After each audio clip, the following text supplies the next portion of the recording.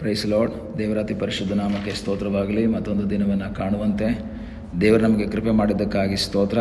ಆತನು ಮಾಡಿದೆಲ್ಲ ಉಪಕಾರಗಳಿಗಾಗಿ, ಎಲ್ಲ ಆಶೀರ್ವಾದಗಳಿಗಾಗಿ ದೇವರಿಗೆ ಸ್ತೋತ್ರವನ್ನು, ಮಹಿಮೆಯನ್ನು, ಘನತೆಯನ್ನು ಸಲ್ಲಿಸ್ತಾ ಇದ್ದೇನೆ. ಇಂದಿನ ವೇದ ಅಧ್ಯಯನಕ್ಕಾಗಿ ಒಂದು ವಾಕ್ಯವನ್ನು ಓದಿಕೊಳ್ಳೋಣ. ಮತ್ತಾಯನ ಬರೆದ ಸುವಾರ್ತೆ 15ನೇ ಅಧ್ಯಾಯ 28ನೇ ವಾಕ್ಯ. ಆಗ ಯೇಸು ಆಕೆಗೆ, ಅಮ್ಮ, ನಿನ್ನ ನಂಬಿಕೆ ಬಹಳ, ನಿನ್ನ ಮನಸ್ಸಿನಂತೆ ಆಗಲಿ ಎಂದು ಉತ್ತರ ಕೊಟ್ಟನು. ಅದೇ ಗಳಿಗೆಯಲ್ಲಿ ಆಕೆಯ ಮಗಳು ಸ್ವಸ್ಥಳಾದಳು. ಯೇಸುಸ್ವಾಮಿ ತೂರ್, ಸೀದೋನ್ ಪಟ್ಟಣಗಳ ಪ್ರಾಂತ್ಯಕ್ಕೆ ಹೋಗ್ತಾ ಇರುವಾಗ ಆ ಸೀಮೆಯಿಂದ ಕಾನಾನ್ಯರವಳೊಬ್ಬಳು ಓಡಿ ಬರ್ತಾ ಇದ್ದಾಳೆ ಯೇಸುಸ್ವಾಮಿ ಹತ್ರ. ದಾವೀದ ಕುಮಾರನೇ, ನನ್ನನ್ನು ಕರುಣಿಸು ಅಂತ ಕರೀತಾ ಇದ್ದಾಳೆ. ಒಂದು ರೀತಿಯಲ್ಲಿ ಹೇಳಿದ್ರೆ, ಅನ್ಯ ಜನರಲ್ಲಿರುವಂತಹ ವ್ಯಕ್ತಿಗಳಿಗೆ ಯೇಸು ದಾವೀದನ ಕುಮಾರ ಎಂಬ ಒಂದು ಮನವರಿಕೆ ಇದೆ.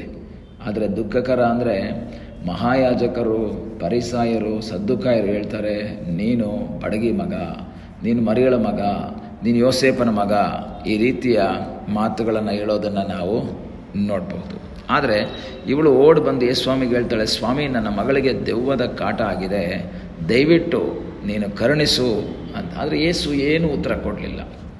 ಯೇಸು ಏನು ಮಾತಾಡಲಿಲ್ಲ. ಇವಳೊಂದು ಅನ್ಯ ಜನಾಂಗದವಳು, ಇವಳು ಯಹೂದ್ಯಳಲ್ಲ.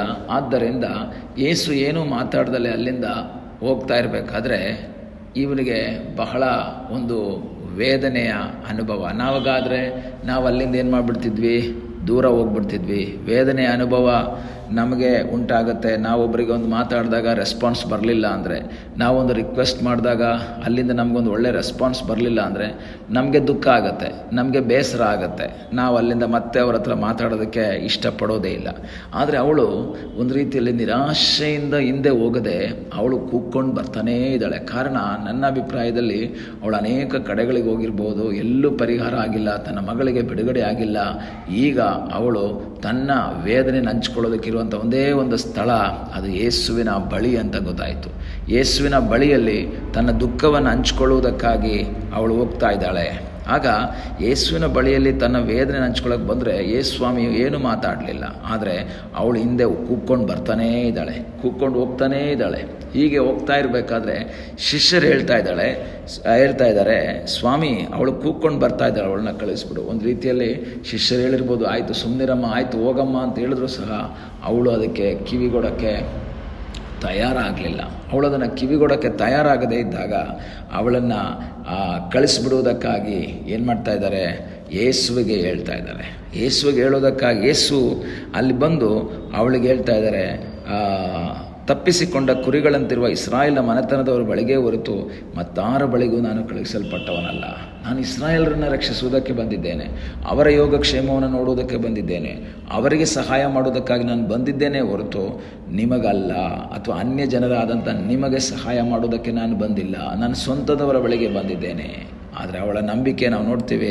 ಅವಳು ಅಡ್ಡ ಬಿದ್ದು ಯೇಸುಸ್ವಾಮಿ ಹೇಳ್ತಾ ಇದ್ದಾಳೆ, ನನಗೆ ಅನುಗ್ರಹ ಮಾಡಬೇಕು ಅಂದಾಗ ಯೇಸುಸ್ವಾಮಿ ಹೇಳ್ತಾರೆ, ಇಲ್ಲ, ಮಕ್ಕಳಿಗೆ ಇರುವಂಥ ರೊಟ್ಟಿಯನ್ನು ನಾಯಿ ಮರಿಗಳಿಗೆ ಹಾಕೋದು ಸರಿಯಲ್ಲ. ನೋಡಿ, ಒಂದನೇದಾಗಿ ಯೇಸು ಏನೂ ಮಾತಾಡಲಿಲ್ಲ, ಯೇಸು ಸೈಲೆಂಟ್ ಆಗಿಬಿಟ್ರು. ಎರಡನೇದಾಗಿ ನಾಯಿ ಮರಿ ಅಂತ ರೀತಿಯಲ್ಲಿ ಕರೀತಾ ಇದ್ದಾರೆ.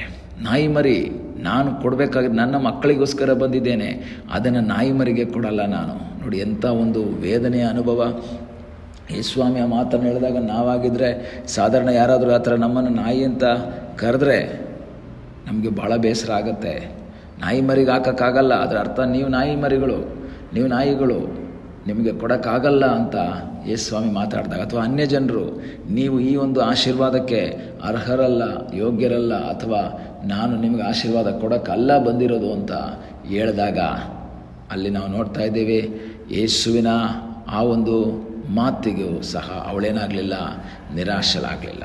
ಯೇಸುವಿನ ಮಾತಿಗೂ ನಿರಾಶಲಾಗದೆ ಅವಳೇನು ಹೇಳ್ತಾ ಇದ್ದಾಳೆ, ಸ್ವಾಮಿ, ಹೌದು, ಅದು ಸರಿ, ಆದರೆ ನಾಯಿ ಮರಿಗಳು ಸಹ ಯಜಮಾನರ ಮೇಜಿನಿಂದ ಕೆಳಗೆ ಬೀಳುವಂತಹ ರೊಟ್ಟಿಯನ್ನು ತಿನ್ನುತ್ತೆ. ಅವಳ ಒಂದು ನಂಬಿಕೆ ನೋಡಿ, ಯಜಮಾನರ ಮೇಜಿನಿಂದ ಕೆಳಗೆ ಬೀಳಿದಂಥ ರೊಟ್ಟಿ ಮತ್ತೆ ತೆಗೆದು ಮಕ್ಕಳಿಗೆ ಕೊಡಲ್ಲ, ಅದು ನಮಗಿರೋದು. ಅದರ ಅರ್ಥ, ಮಕ್ಕಳು ಕೆಳಗೆ ಬೀಳಿಸಿದ್ರೆ, ಮಕ್ಕಳು ಚೆಲ್ಲಿದ್ರೆ ಅದು ನಮಗಿರುವಂಥದ್ದು. ಪ್ರಿಯ ದೇವರ ಮಕ್ಕಳೇ, ನಮ್ಮ ಜೀವಿತದಲ್ಲೂ ಸಹ ನಾವು ಅನ್ಯ ಜನರಾಗಿದ್ದಾಗ, ಯಹೂದ್ಯರಲ್ಲದೇ ಇದ್ದಂಥ ಸಮಯದಲ್ಲೂ ಸಹ ಯಹೂದ್ಯರು ಆತನನ್ನು ತಿರಸ್ಕರಿಸಿದ್ದರಿಂದ ನಮಗೂ ಸಹ ಈ ಒಂದು ಅನುಭವಕ್ಕೆ, ಈ ಒಂದು ಸತ್ಯವನ್ನು ತಿಳ್ಕೊಳ್ಳೋದಕ್ಕೆ ಸಾಧ್ಯವಾಯಿತು. ಆಗ ಯೇಸು ಹೇಳ್ತಾ ಇದ್ದಾಳೆ, ಅಮ್ಮ ನಿನ್ನ ನಂಬಿಕೆ ಬಹಳ, ನಿನ್ನ ನಂಬಿಕೆ ಬಹಳ. ಯಾಕೆ ಇಷ್ಟು ನಂಬಿಕೆ? ನಾನು ಮೊದಲು ಉತ್ತರ ಕೊಡಲಿಲ್ಲ, ಆವಾಗಲೂ ನಿನ್ನ ನಂಬಿಕೆ ಬಿಡಲಿಲ್ಲ. ನಾನು ಇದನ್ನು ನಾಯಿ ಮರಿಗೆ ಹಾಕಲ್ಲ ಅಂತ ಹೇಳಿದೆ, ಆವಾಗಲೂ ನಂಬಿಕೆ ಬಿಡಲಿಲ್ಲ. ನಿನ್ನ ನಂಬಿಕೆ ಬಹಳ, ನಿನ್ನ ಮನಸ್ಸಿನಲ್ಲಿ ಏನಿದೆಯೋ ಅದೇ ಆಗಲಿ. ಆಕೆಯ ಮಗಳಿಗೆ ಆ ಗಳಿಗೆಯಲ್ಲೇ ಸ್ವಸ್ಥವಾಯಿತು ಅಂತ ನೋಡ್ತೇವೆ. ಪ್ರಿಯ ದೇವರ ಮಕ್ಕಳೇ, ಈ ದಿವಸಗಳಲ್ಲಿ ನಮ್ಮ ನಂಬಿಕೆ ಬಿಡುಗಡೆಗೆ ಆಧಾರವಾಗಿದೆ.